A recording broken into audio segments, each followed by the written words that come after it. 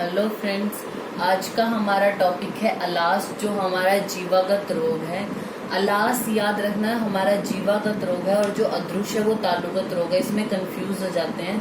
तो अलास को हम जीवागत रोग है, यानी इसका जो अधिष्ठान है वो जीवा है। और फिर इसका जो हम अभी इसके बारे में पढ़ते हैं, इसकी डिटेल, इसके लक्षण क्या बोले हैं आचार्य सुश्रुत ने। तो आचार्य सुश्रुत बोलते हैं कि कफ और रक्त की वजह से, यानी दोष क्या है, कफ और रक्त।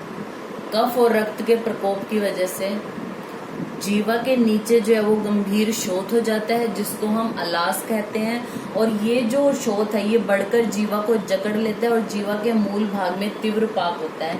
उसके लिए वर्ड है जीवा भृशम इति पाकम, यानी जीवा में एकदम जो वो तीव्र पाक होता है, उसको हम बोलते हैं अलास। ठीक है।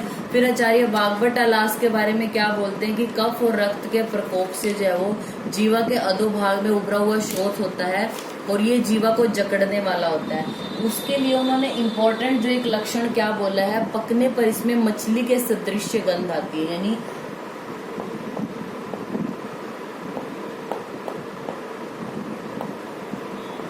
मत्स्य गंधी इन्होंने बोला है, यानी पक जाएगा, यानी जब पाक हो जाएगा तो मछली के समान गंध आएगी और जो मांस है वो गलकर गिरने लग जाएगा, यानी मांस शातन।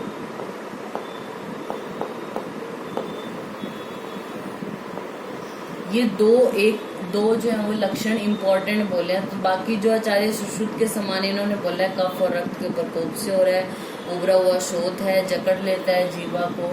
इन्होंने बोला था कि जीवा में बहुत तीव्र जो पाक होता है। ये बोल रहे हैं जब पाक हो जाता है तो मत्स्य के समान गंध आती है और जो मांस है वो गलकर गिरने लग जाता है। इसकी चिकित्सा आचार्य सुश्रुत ने नहीं बोली, उन्होंने इसको असाध्य बताया। और भागवत ने बोले अगर नया है तो उसको प्रतिसारण, गंडूश या नस्य जो है वो करा सकते हैं, शस्त्र उपचार नहीं करना, ऐसा आचार्य भागवत बोलते हैं। और अलास को हम मॉडर्न में कार्सिनोमा ऑफ टंग से कोरिलेट कर सकते हैं। अब हम पढ़ रहे हैं कार्सिनोमा ऑफ टंग जो है वो हमारी टंग के सबसे पहले हमें पार्ट पता होने चाहिए। जो टंग है हमारी दो पार्ट में डिवाइडेड है। जो फ्रंट 2/3 पार्ट है, यानी सामने वाला जो हमें जीभ अपनी दिखाई दे रही है, ये 2/3 पार्ट जो है इसको हम ओरल टंग बोलते हैं, ओरल टंग बोलते हैं। और जो पीछे का 1/3 है उसको हम बेस टंग बोलते हैं। ठीक है। तो हमारी जो टंग है उसमें भी कार्सिनोमा अदर जो है वो पूरी जो अदर कार्सिनोमा की स्टेजेस है, हमारी पूरी बॉडी में जो कार्सिनोमा होता है उसकी स्टेजेस हैं, उसी तरीके से टंग का जो कार्सिनोमा है उसकी भी स्टेजेस होती हैं। ठीक है। तो सबसे मोस्ट कॉमन टाइप जो कार्सिनोमा होता है टंग में, that is squamous cell carcinoma पाया जाता है। टंग के हमारा जो कैंसर है वो दो तरीके से टंग में हो सकता है, जैसे या तो जो माउथ है, इन माउथ और इन थ्रोट, यानी जो हमारी ये एंटीरियर 2/3 टंग है ये हमें दिखाई दे रही है, यानी ये माउथ में प्रेजेंट है, ओरल टंग इसको बोलते हैं। जब इसका कैंसर होगा ये हमें जल्दी ही देखने को मिल जाएगा। मीन्स अगर किसी पेशेंट को जो ये माउथ वाली टंग है यानी एंटीरियर 2/3 टंग का कैंसर हो रहा है तो अर्ली स्टेजेस में इसका पता चल जाएगा, फील हो जाएगा। ठीक है। इजीली हम इसको डायग्नोज कर पाएंगे और जो है वो जब ये छोटा होगा तभी इजीली इसको रिमूव कर सकते हैं बाय सर्जरी। अब हम बात करते हैं जो हमारी थ्रोट में यानी बेस टंग है, जो उसमें जो कैंसर होगा उसके शुरू में बहुत कम साइन एंड सिम्टम आएंगे। पूरे अच्छे से साइन एंड सिम्टम या जब हम डायग्नोस कर पाएंगे तब वो एडवांस स्टेज में जा चुका होगा। ठीक है। लिम्फ नोड जो है नेक के उन तक फैल चुका होगा जो कार्सिनोमा होगा। अब आते हैं जो टंग का कार्सिनोमा है, इसके कॉजेज क्या है।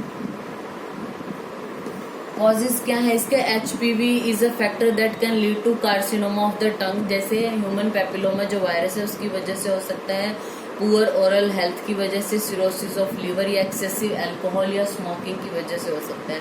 अदर रिस्क फैक्टर जिनका इम्यून सिस्टम बहुत वीक है या एज के साथ, जैसे 45 to 50 एज के बाद जो है वो रिस्क ज्यादा बढ़ जाता है। And prolonged exposure to the sun.